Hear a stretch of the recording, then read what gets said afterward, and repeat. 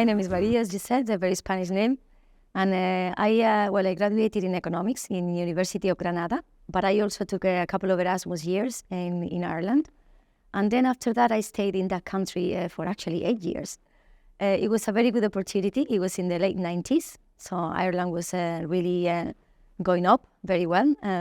Lots of international companies going there, taking benefit of the tax incentives they had, a lot of tech companies. So it was really good. It was 8 years of my life, very young. It was full of foreign people with an amazing way to grow in companies, and that's how it started. So after that, I decided it was too cold. It was actually raining nearly every day. So I thought it was time to move when I was reaching the 30s. So I thought it was time to move back home. But before that, I took a year out to go on a round-the-world trip because it was funny, but nearly every second Friday I was going for a farewell party to some Irish pub. And then I was like, where are they going? And they were like all going to Australia or New Zealand. So I wanted to do that as well. So I took my year out, did the whole Australia, New Zealand, Thailand thing, and then I came back home to Spain. But I'm from Granada actually, but I decided to move to Marbella instead of Granada. And since here I am. Actually, the reason why I came to Marbella is because although I'm Spanish, I'm actually Andalusian, I wanted to live in an international community. Having been abroad, I had this time in Ireland, but I also spent some time in Germany, a little bit in the UK, then the round-the-world trip. So I was, open-minded, and I didn't want to end up in a small city. So Marbella seemed the perfect place for that. And then when I came first, I set up my own business practice as an economist. So I partnered with a lawyer, and then we started providing support for expats who needed legal and economic advice. So we were doing that for a few years. And then a good opportunity came up, and that was about 5-6 years. And then some real estate company approached me, a fund, and I found that very interesting actually. So then I joined them for a couple of years. It was a successful project, and I started kind of like developing an expertise in real estate. So with the economic background and a little bit of legal as well, I started as you would in Marbella, because here we have real estate and hospitality and a few more. Hopefully now with the food we'll have some more companies, but I started focusing a little bit on real estate. So I joined that team. The project was very successful, sold, and then after that I joined another real estate company called Quartiers. And in Quartiers, that's where I spent my last 6 years. And I'm still very involved with Quartiers. I'm part of their board of directors in Spain, but also I'm providing through Cooach, we're providing all the business support functions. Yeah, Cooach is a business support company. And when people say, and what is business support? Well, business support in short is anything that is not related to the actual core business of either selling a product or a service. So, most companies, they need to, what they worry about and what they're good at is as producing a product or a service. But then they have, you have all these other support functions like taxes, accounting, legal, compliance, insurances, you name it, where it's a bit of a pain because, entrepreneurs like their thing, they like to sell their stuff, but all these things, you need to contract different people for that. And what business support does are companies that we provide 360 support. So all those core functions, we provide them from one company. For the services, some we provide internally, 100% with employees, and other services through collaboration and networks with experts in the subject. So if you came today, set up a company in Spain, and you're very good at what you do, whatever it is you sell, you could do Cooach, and everything else will be provided by Cooach. This is a question I really like, the evolution of Marbella area throughout time. Yes, I've been here 17 years now, and it is true that Marbella is suffering an amazing change and evolution. It used to be a place for retired people, for second homes, basically for holiday years. And little by little, we started in the last 15 years to see a change whereby younger people, entrepreneurs, started to move here. And thanks to the amazing combination of international schools, international airport where you can fly home to Europe in 2 or 3 hours, international communities where you feel at home. So you could be Swedish, Belgian, Canadian, but you still feel at home and everybody get on really well with each other. All those factors started to evolving, and recently I think COVID was really the fact. It was bad in many senses, but in a way it changed the world, I think, and it changed the way we all work and we communicate with each other. So during COVID, many people decided to move here to their second homes, or maybe buy a home to be in a sunny country as opposed to being locked in other rainy and cold countries. And then they started to realize that it is possible nowadays to live in a country and work for the world, as we say. So that started changing during COVID, and after COVID, it's been more and more every year. And now it's amazing because there is so many entrepreneurs. You walk around and you see them with new ideas, with the startups, maybe opening subsidiaries here, or just working from here. Their families are in Marbella. The children go to international schools, and they feel that they are within a community. So I think that is what's happening in Marbella, and it is only starting. I think it's going to go more and more. To see when people come here, what they can do best, or where coach can actually add more value. And the one thing I say to people is please plan. It's so important to plan. And what we see with a lot of people, and obviously this is a natural thing, people with a lot of initiative and entrepreneurs and blood, they want to go fast. They want to do things fast. So what we find many times is that people have done something, they've already done it, and then they come and ask, is that okay? I've already done it. So what we say is, no, please, whatever you do in Spain, plan first. Because, we have a very awful tax office. Our, taxes here are very controlled, and it is a country driven by taxes sometimes more than by business, unfortunately. I really do hope, and if a politician is listening to this, I really hope that throughout time our mentality changes to attract more investors and more business here. But it is very important to plan. So whatever is going to be done, when even the setup of a company, should I do this by myself or through a company? Should I do it with a new company or through a subsidiary from my home country? Should I do this in a certain way? It's very important to plan from a legal company point of view, tax point of view, and all the other aspects. So check first. And very, very important, use professionals. It's very important to use specific professionals in each area. So you're going to do things on real estate, you need to get maybe an urban lawyer, specialized in urban matters. And that person is going to tell you what you can develop, what you can't, how to do it, timing.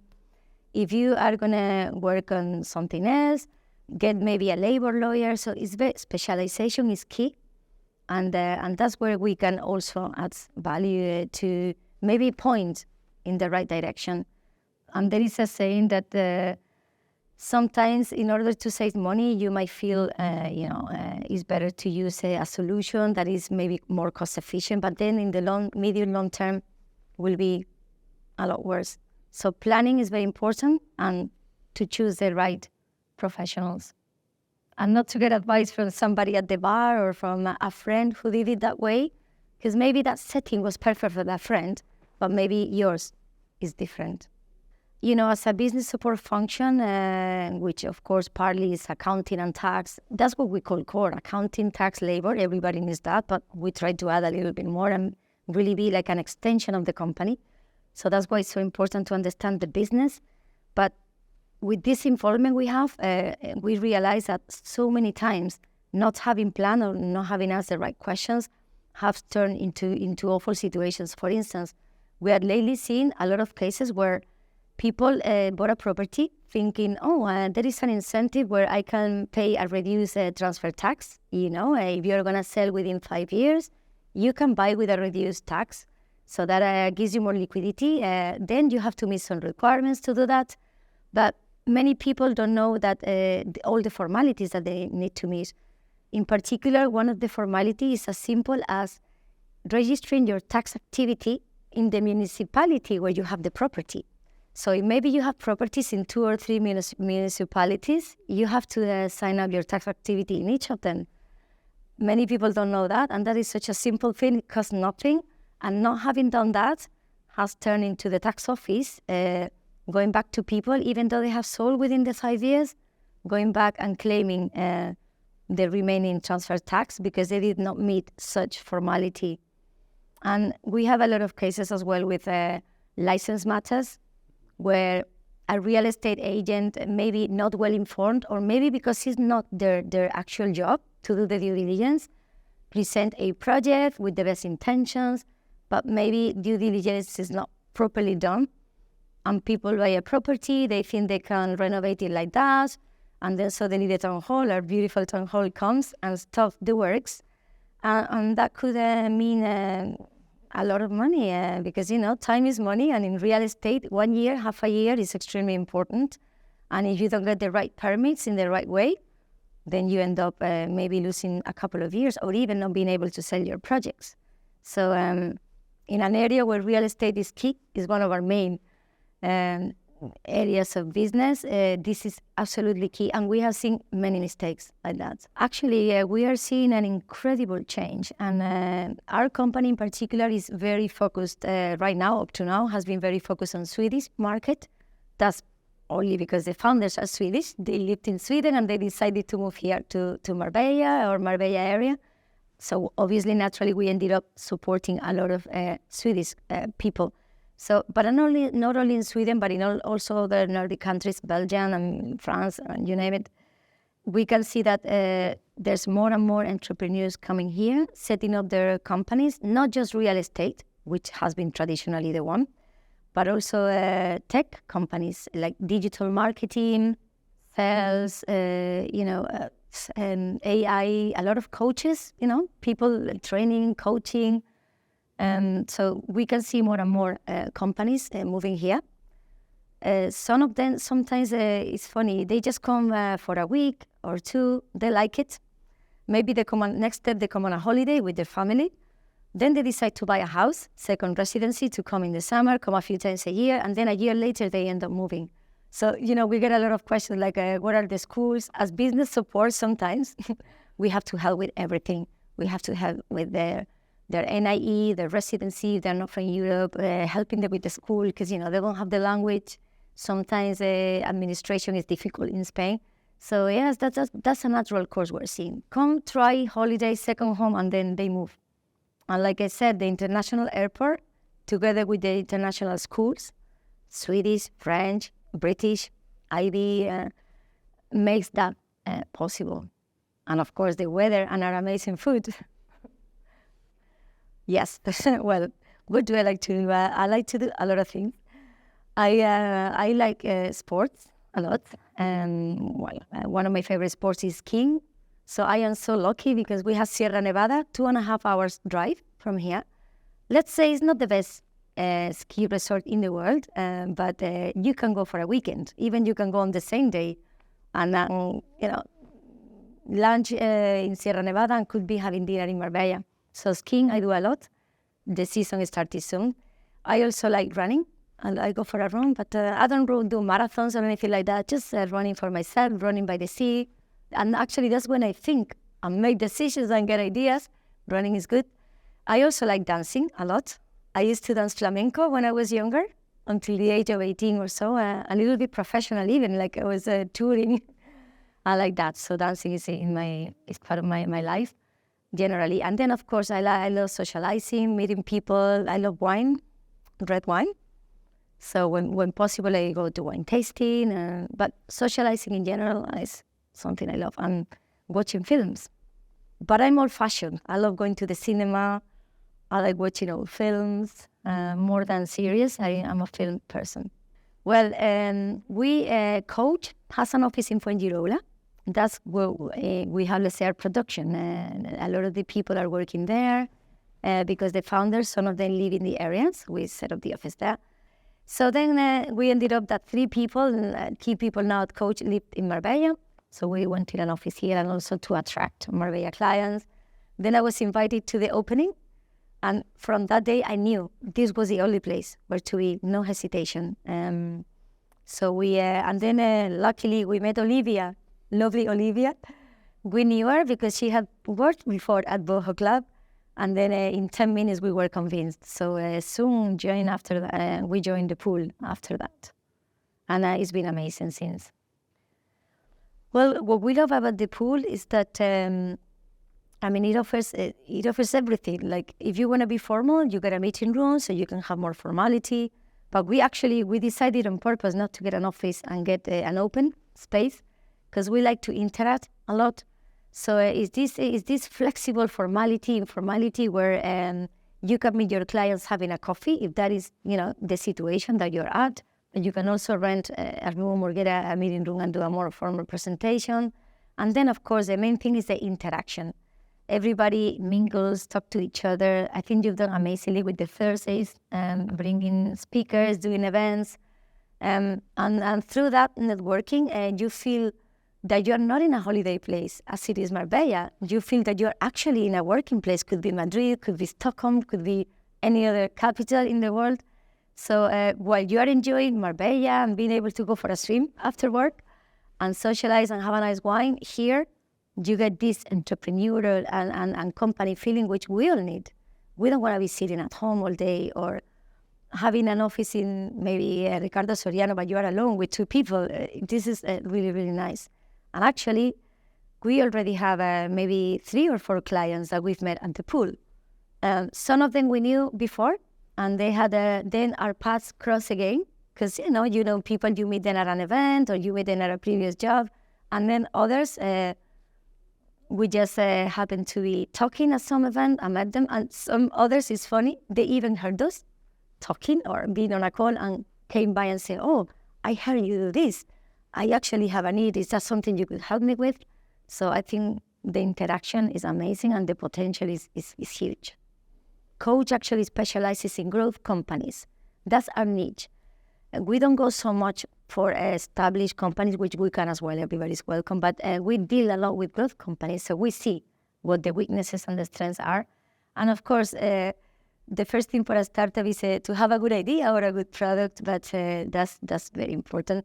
But it's important that it's the research, because it's not good enough just a good idea, but also research to find an angle. Because, of course, most things have already been invented, unless you're a genius, and there are some geniuses here, I'm sure, but it's just to find the angle or find the niche of the gap that needs to be filled.